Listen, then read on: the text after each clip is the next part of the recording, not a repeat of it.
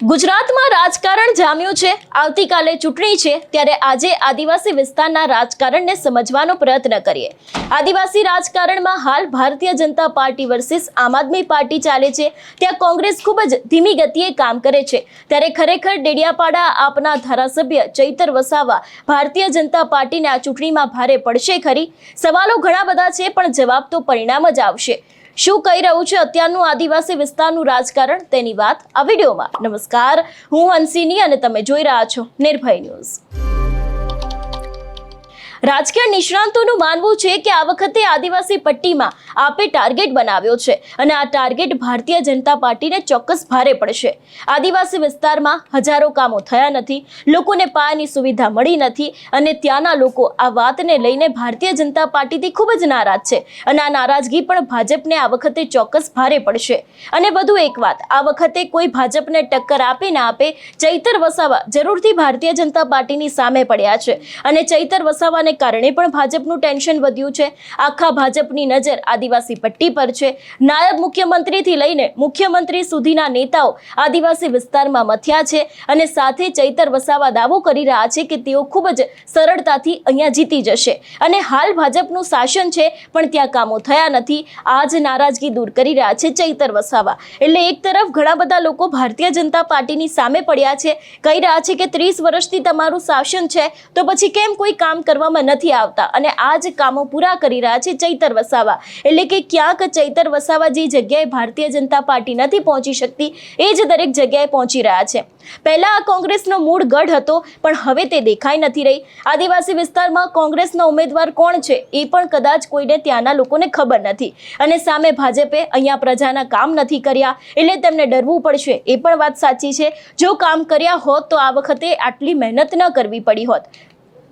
અને જો ભાજપનો કોઈ ચહેરો હોય ત્યાં મજબૂત જે ચૈતર વસાવાને ટક્કર આપી શકે તો તે મનસુખ વસાવા છે, પણ મનસુખ વસાવા તેમના જ પાર્ટીથી નારાજ છે અને એ રીતે નારાજ છે કે તેમનો સ્વભાવ પણ છે કે તે એક બડબોલા નેતા પણ છે અને લોકો માટે અધિકારીઓને ખખડાવી દેતા હોય છે, પ્રજા માટે સરકારની સામે પડી જતા હોય છે।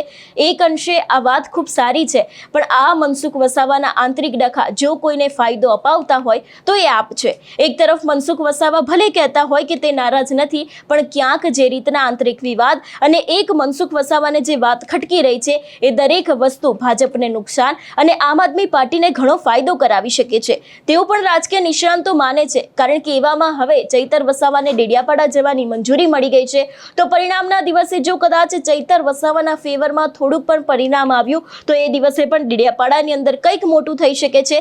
પણ અહીંયા એક વાત એ પણ સ્વીકારી લેવી પડે કે ભારતીય જનતા પાર્ટીના ઘણા બધા એવા આદિવાસી વિસ્તારમાં ગઢ છે જેને આમ આદમી પાર્ટી માટે આંખે પાણી આવી જાય તેવી પરિસ્થિતિનું નિર્માણ કરે છે।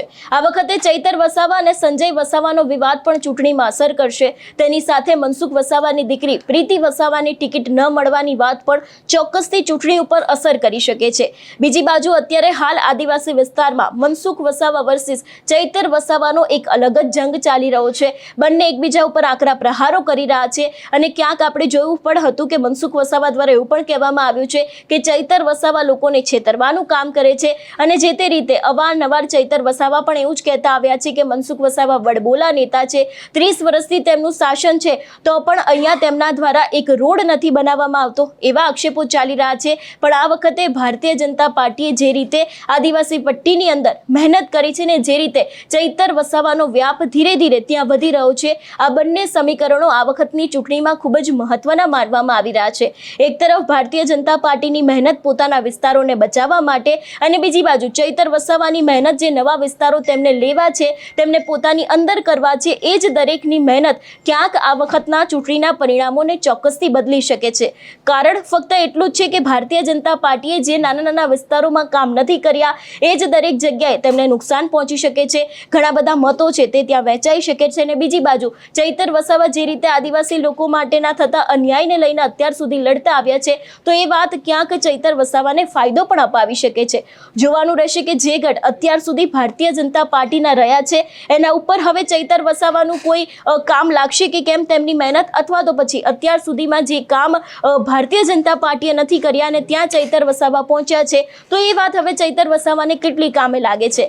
આગામી સમયમાં પરિણામ બતાવશે કે ત્યાંના સમીકરણો શું કહી રહ્યા છે. આ સમગ્ર વિષયને લઈને તમારો શું અભિપ્રાય છે અમને કમેન્ટ કરીને ચોક્કસ જણાવજો. તેની સાથે અમારી ચેનલ નિર્ભય ન્યૂઝને લાઇક, શેર અને સબસ્ક્રાઇબ કરવાનું ભૂલશો નહીં. નમસ્કાર.